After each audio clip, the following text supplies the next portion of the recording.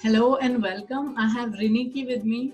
Congratulations, Riniki. You qualified your NET exam in HR in July 2018. How are you feeling about clearing this important exam?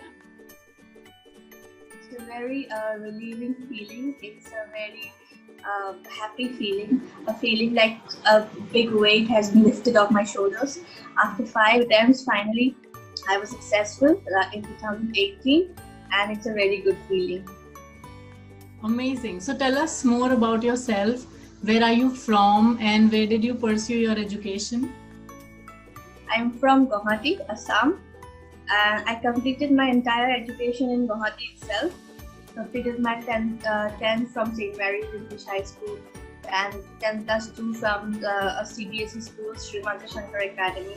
Then graduation from Guwahati Commerce College, which is under Guwahati University. Then I completed my master's in labor studies and social security from Tata Institute of Social Sciences, Guwahati campus. And thereafter I took a break. I did 2 jobs in between.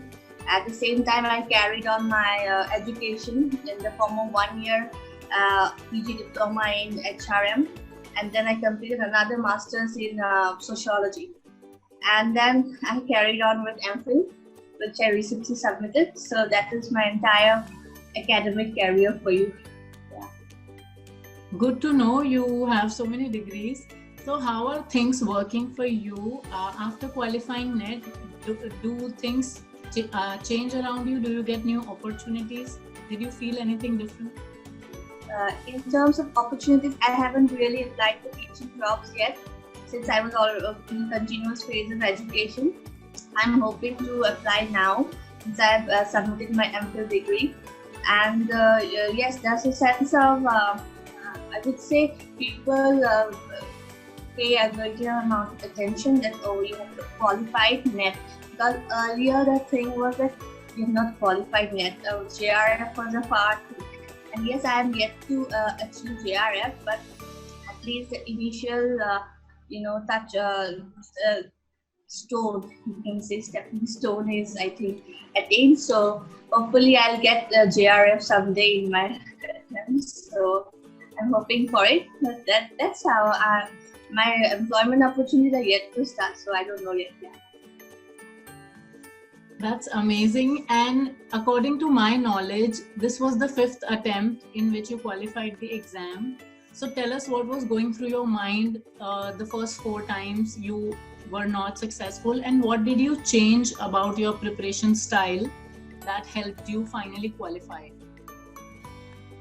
Actually, the 5th attempt was the attempt which I could, concentrate wholeheartedly, because earlier attempts were either between jobs or it was between while doing my post graduation. So I could not, in the earlier times, I could not concentrate fully, because it was very necessary to have wholehearted dedication and commitment for the goal of attending NET. So in the last attempt, I really thought that this is it. There are no other chances. So I made a vision board. I tried to use manifestation techniques, everything else, and that time really worked. And thankfully, I also discovered Human Peritus. So thankfully, everything worked in the last attempt, and I was able. And in terms of preparation, also it was more intense, I could say. I made constant notes using the Human Peritus material, and luckily, I could achieve the goal which I really wanted. Yeah. Great.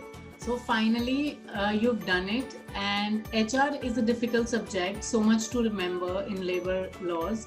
So what advice can you give to other students who are yet to sit for this exam? If you had to summarize all your wisdom of giving the exam into 3 tips, what would those 3 important things be? The first thing, I think it's very important that they constantly keep writing, keep on practicing, especially the paper of labor welfare.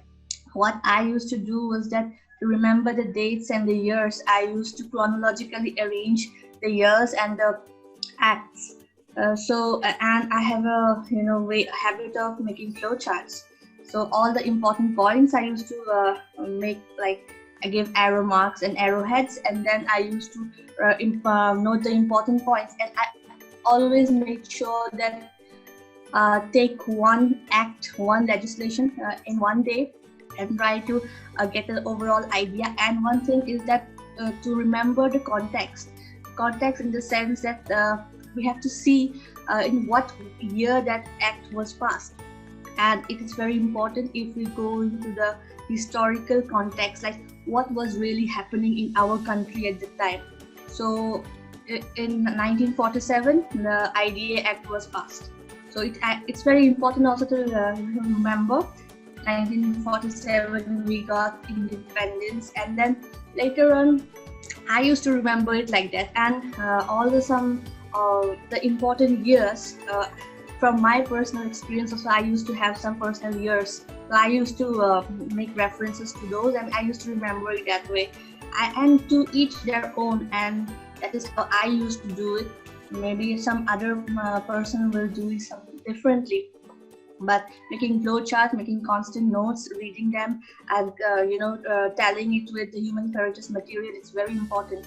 And that is how you do it. And even dedicate an hour or at least 45 minutes every day to the material and whatever was given. And I used to constantly make notes in the sidelines of the material itself, because I'm a very disorganized kind of person, so I used to do that. But it really helped. And on the night, I think 2 nights before the exam, I just used to read those notes in my own handwriting, and somehow I could manage it. So that is my only tip, I would say.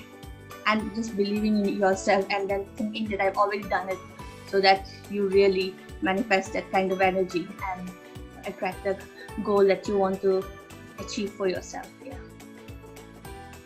Those were some very motivating words, Reneki, and they will be very, very useful for someone looking for motivation. And we are happy that you took out time and chatted with us. Also, we wish you all the best for your future, for your PhD and your teaching career. All the best, and thanks for chatting with us. Thank you. I would really give a thanks and shout out to you guys as well for letting me, giving me the opportunity to speak out and express myself. Thank you so much. Thank you.